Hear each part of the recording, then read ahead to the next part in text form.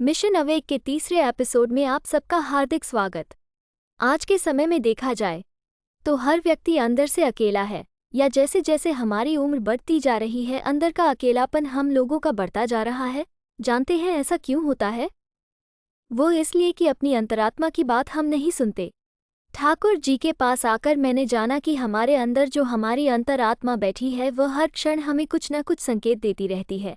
हमारे प्रत्येक अच्छे और गलत निर्णय से पहले हमारी अंतरात्मा हमें सचेत भी करती है। हमारे अंदर जो परम सत्ता विद्यमान है वह हमें सारे प्रारब्ध से निकालकर सफलता के महाशिखर तक ले जाना चाहती है, परंतु हम बाहरी दुनिया में इतना खोए रहते हैं कि हमें अपने अंदर से आने वाले ये संकेत सुनाई नहीं देते। हमारे मन, बुद्धि और आत्मा के बीच एक ऐसा झीना सा पर्दा आ जाता है कि हम दुनिया की बात तो सुनते हैं लेकिन स्वयं अपने अंतर आत्मा की बात पर ध्यान नहीं जाता। ठाकुर जी द्वारा बताए गए इष्ट भरती का नियम और महामंत्र का जाप अगर निष्ठापूर्वक किया जाए तो निश्चित रूप से यह आभास होता है कि एक व्यापक ईश्वरीय सत्ता का साम्राज्य हमारे अंदर विद्यमान है। हम थोड़ा भी उसके अनुकूल हो पाएं तो वह ईश्वरीय सत्ता इतनी संवेदनशील है कि किसी न किसी रूप में उपस्थित होकर हमारे जीवन लक्ष्यों को हमारे सामने लाकर रख देती है। ठाकुर जी ने कहा है, तपती हुई बालू की रेत में इतनी दूर न जाओ कि लौट न सको। आज यही तो हो रहा है।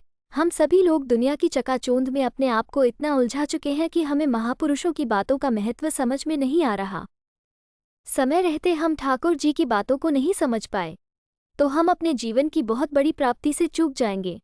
ठाकुर जी और आचार्य देव द्वारा बताए गए छोटे छोटे निर्देशों को अगर स्वभावगत कर लिया जाए तो सहज भाव से जीवन के बड़े लक्ष्यों को पाया जा सकता है। हम सच्चे दिल से उन्हें अपने अंदर 1 मिनट के लिए भी पुकारें तो हमें ये समझ में आ जाएगा कि ठाकुर जी कौन है, ठाकुर जी क्या है। आइए हम ठाकुर जी को हृदय से पुकारें, उनकी बातों को अपने जीवन में आदरपूर्वक उतारें ताकि अपने जीवन मूल्यों को सही मायने में समझ पाएं। इस एपिसोड में इतना ही। अगले एपिसोड में फिर से मिलते हैं। धन्यवाद।